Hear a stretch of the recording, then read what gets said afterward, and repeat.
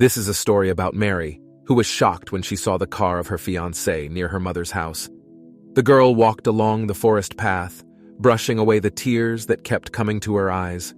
The birds chirped around except for the trees, which slowly swayed, leaned to the right, then to the left, as if empathizing with her. Then she noticed that the sun was almost setting over the horizon, and she had to hurry up because the evening train would not arrive soon. But with the onset of dusk, it was unsafe to walk through the forest, and the girl's heart was beating more and more often.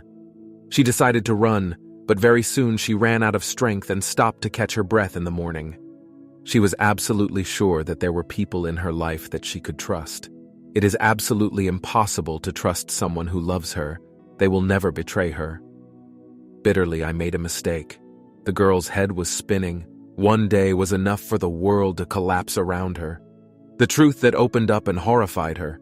The darkness that was barely noticeable sinking, wrapping the forest in her sweet embrace. After catching her breath, Mary took a few steps but suddenly heard a scream and turned around in fright in the direction from which the sound seemed to come. She dreamed that someone hid behind a tree. Mary no longer cried. She became unbearably scared, and the girl rushed to run with all her strength. She no longer heard the crackling of branches, the singing of birds, or the noise of a freight train passing in the distance. She ran as fast as she could and heard only her ragged breathing. Another 300 meters, and Mary would have run out of the forest onto the road, and from there a small house was already visible, as was the local railway station. But Mary, feeling how close she was to her goal, turned back on the run. The last thing she saw before tripping over the root of a tree and falling was the light from a hand flashlight, like the eye of a predatory animal. The light was nervously darting rapidly toward the girl hitting the ground. Mary felt pain at the temple and taste blood in her mouth. The girl instantly lost consciousness in her youth. Mary was quite a shy girl. Insecure in the school where she studied there were many beauties, and Mary was not one of them. And besides, everyone was the city girl was the only one in the class who came from the village to get to school. She had to take the train to the city every morning, first walk along the same path through the forest, and then wait for the train on the platform blown by 7 winds, and finally run from the station to school, and after school back. How many times did I have a terrible dream that she stumbled in the forest and did not have time to catch the train for the lesson? She was late, and the teacher began to scold her even many years after graduating from school. Mary continued to have such dreams. She runs through the crisp snow, her feet fall into a snowdrift. She falls and sees as her train departs in the distance, "Your train is gone." She was afraid to hear this phrase all her life, but now it's gone because he really left for her to study at school was a real test for the girl, and for other reasons they liked to study. Although Mary was not an excellent student, she loved to read. So it was all the same to read everything, even though there were completely different books, and in general, she was thinking quite well. But despite this, the guys in the class teased her with redneck and even called her Marfa, but this nickname stuck with her for a while. Thanks to John the algebra teacher, the one who scolded her in a dream for the lateness of John being strict, everyone was afraid of him but respected Mary because his lessons seemed the most interesting. She no longer remembered what kind of logarithms he explained then, but no one could figure it out. He asked who could independently find a solution to the problem. Mary did not boldly raise her hand. Everyone began to giggle and whisper. John invited her to the blackboard, and she decided. After all, the teacher had praised the girl for this task, and when she sat down, he lowered his glasses and looked around the whole class, and said, "Well, who is Marfa here now, idiots? You should be ashamed of yourself since that day, Mary." No one else answered when Marfa began to call. Although they weren't friends anymore, John became an example for her of what a man should be because Mary never had a father. Of course he was, but the girl didn't know him, and her mother never told her about him. Over time, the girl got used to it, and of course, she often thought about her father, what he was, who he looked like, and whether he was like other fathers. Mary's mother worked all her life in the city polyclinic, and according to her daughter, she buried herself alive in the village. If she had stayed in the city in her youth after medical school, everything would have been different. Mary often asked why her mother stayed in the village. Sometimes her mother joked that she loved the air and trains, and sometimes she said that it was expensive to live in the city, and sometimes she sadly said that no one was waiting for us there. But Mary didn't think so, and as soon as she had a chance to leave, she left the village. Mary entered the institute and her life changed. The girl left home and began to live in a hostel. She only came home for the weekend, but necessarily, and without exceptions, guys began to pay attention to Mary. But everyone seemed to her to be some kind of stupid. She certainly did not consider herself smarter than others, but she wanted a serious, mature person to be next to her, and everything was quiet for the students, and in general At first, the girl was more interested in studying at the university. She really wanted to never return to the village or to the small town where Mary studied at school. She wanted to stay in the big city to find a job there, and then find her husband there. While Mary was not a nerd, they went for a walk with friends and sometimes drank in the dorm. But as soon as the guys started to dissolve their hands, Mary quickly left. Mary could not resist when she met Steve. Their first meeting was with a strange, naive girl, and it seemed then that this was fate. But she learned that Mary would give everything in order not to fall in love with him. When the girl was already in her 3rd year, she worked part-time in the evenings as a waitress in a restaurant once a week, so she could come home to her mother only once every 2 weeks. But her mother did not mind helping with money. She did not help, and the girls had to turn around despite their desire to forget everything. Mary remembered their first meeting with Steve to the smallest detail that day, and it was Friday after classes at the institute. Mary was late for the train, ran into the car, and there were no seats anymore. The same students ran up. They couldn't get through. Everyone was sitting on top of each other, almost on her heads. Mary stood in the aisle near the seat where a very well-dressed man was sitting. He was reading a magazine. It was unclear what he was doing on the cheap commuter train. Judging by the look of it, he could afford a taxi. Mary also remembered how nice it smelled from him. She stood a little behind him and looked at his hands holding the magazine in the back of her head, which turned into a strong neck. She remembered this feeling, which surprised the young girl. She wanted to snuggle up to this man. The train started moving. We drove a few meters, but then someone pulled the stopcock, and everyone who was standing in the aisle began to fall on each other. Mary flew forward after colliding with the guy standing in front of her. She fell straight to the sitting man on her knees, clasping him by the neck. The swearing laughed at the fact that her strange desire was so absurdly realized that the man dropped the magazine from his hands and grabbed Mary tightly so that she did not fall off him. She laughed. Mary surprised herself at that moment. She did not know what she did not find. Trying to overcome her hysterical laughter, she told me, "And so well, if you don't mind." He stammered in surprise that he didn't mind, so she stayed sitting on his lap until, at one of the stations, most of the people got out of the car. Mary sat opposite, and then they met Steve. He was driving to the same city where Mary studied at school with him. His parents lived there on the train, and he decided to take a ride to remember his student years before getting off the train. Steve and Mary exchanged phones. Steve went out on the platform, waved his hand at Mary, and disappeared into the crowd. Mary went home all day and thought only about him. And next week Steve called her and told her that I was going to go back to the city to see my parents and would be happy to hold her seats in the car. But that very day, Mary had a working shift at the restaurant. She replied that this time she would not go home. And in the evening, Steve came to the restaurant, and the shift girl, Mary, came up to her and said there was such a prominent man there that I wanted to serve him, and he asked where Mary was. "So you go see what a handsome man will definitely go home to see her off, but don't you think of giving his hands to the first evening?" "We know such a handsome man will definitely go home to see her off, but don't you think of giving his hands to the let him run? Otherwise he degenerated into a Steve suit and really waited at the end of the working day, Mary, and accompanied her to the student dormitory in the subway passage, and bought a bouquet of flowers for the girl. When Mary went into the room with these flowers, the girls of the neighbor drove in so loudly that the guys from the next room began to beat the girl's wall. The girls were kissing and screaming at the break, but it's unclear why she lied that evening when they were just walking. Although she immediately felt her weakness towards this man, he seemed to the young girl to be exactly the one she dreamed of, the one who could become her protector and friend, her father and lover. Steve met Mary several more times at the end of her working day, and he saw her off at the hostel every time with a bouquet.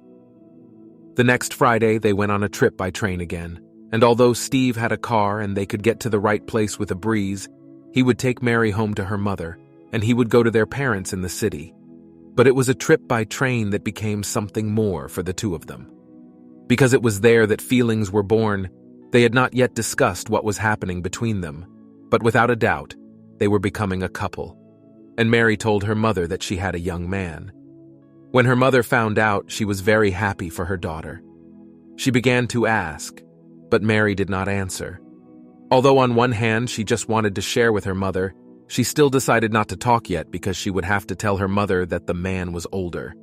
She decided to wait until everything was fine between her and Steve. Then it was already possible. Mary and Steve began to meet more and more often. The girl no longer returned to the dorm after classes and work but drove straight to him. He was supposed to be her first man. Steve understood this and did not rush things. They just had a good time together, walked a lot, watched movies, listened to music, read a lot, and talked. Steve told funny stories about student life and childhood, but some of the stories from his life were not funny. He once told Mary about how he asked his father to teach him how to treat people, and his father, a medic, could not think of anything better than to go with him to the meadow, where they caught a toad and brought it home. The father said that if you want to treat people well, you need to be brave, cold-blooded, and sometimes cruel. The father gave his son a scalpel and said that if he cut Stevie, then 12 years old, he could not harm the toad. The father let her go, and Stevie said, "Think carefully what you can take and what is not in." As a result, Steve went to study law every day. The conversations of Mary and Steve became a revelation, and they themselves got closer and closer. And the day came when Mary decided to introduce her man to her mother. Before that, she told Steve little about her mother, but by meeting with my mother, I decided to prepare him. She said that her mother was young enough and pretty, but for some reason she buried herself in the village. Life was not easy. She raised Mary without a father, and although she works in the district center of the polyclinic, but for many years since she graduated from medical school, she lives in the village. Steve listened attentively and remembered then Mary seemed that he too was excited before meeting his mother. Because somehow he even strained, they went as usual by train in advance. They bought a product for the table. Most of the way they were silent came home. Mom was waiting for them at home. Mary entered. Steve and Mom introduced themselves to the girl then, and their behavior seemed quite natural, although Mom spoke a little louder than usual, and Steve was restrained and considered they ate. And Steve went out and then came back and said he was urgently calling from work, said goodbye to Mom, and asked not to accompany. Mary began to pester Mom with questions about Steve. She kissed her daughter and burst into tears, and then Mary thought that these are tears of happiness, and that Mom, like all moms, worries that her daughter will go to a man and forget about her. She never said anything in the end, but the strange behavior of the mother began to annoy the girl, and she stopped trying to talk to her mother. She called Steve, but he didn't pick up the phone, and the next day he called himself and said that he was busy, that he wouldn't be able to see her in the next few days, and a few days later, a decent meeting said that nothing would work out with Mary, asked for forgiveness, and said that one day she would understand him. Mary just lost her speech, and the girl felt like the ground went out from under her feet. At first, the girl tried to ask what and why, but then she just started yelling at him, and she realized that he had another plan. The next day, the girl did not go to see the couples, and went to see Stevie in the morning. When she opened it, no one was there. She sat on the steps for several hours and sobbed, then decided to go home to her mother. Mary cried all the way on the train, but she could not imagine what was waiting for her at home. When Mary came to the gate, she stopped as if a car had been dug in front of the yard.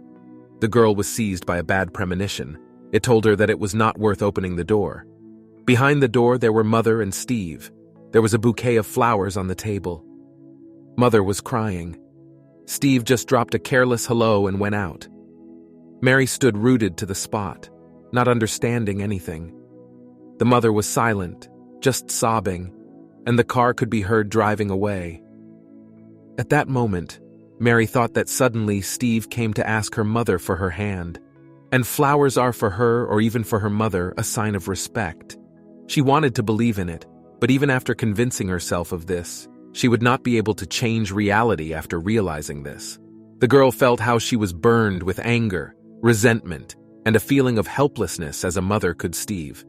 Yes, the mother is pretty and not much older than him, but why did Mary think that a nightmare could not be a day in her life? She ran out of the house and ran into the woods, wanting to get away from lies and betrayal. When she woke up from the fact that someone was shining her with a flashlight in her face, she slaps her cheeks and calls by name. Then she realized that her mother was next to her. Apparently the mother, worried about her daughter who ran into the woods in the evening, went after her. The girl, gradually recovering from the fall of the blow, spat out the blood that had accumulated in her mouth and tried to become.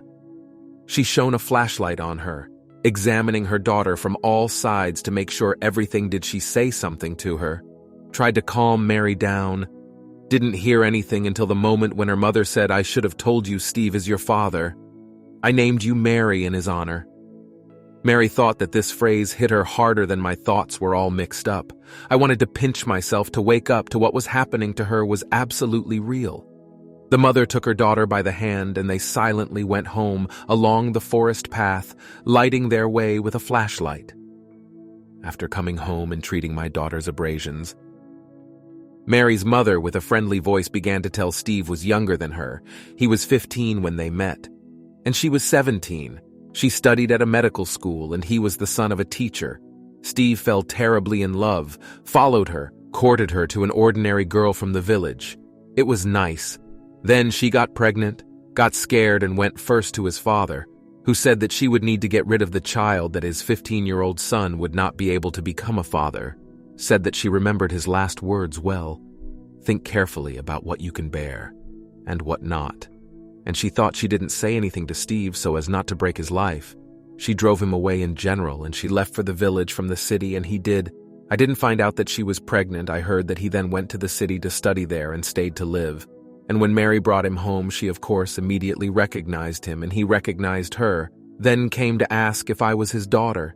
They talked and thought that it was worth telling her something at all, that he, Steve's father, insisted, and his mother was afraid, asked him to leave his daughter's life.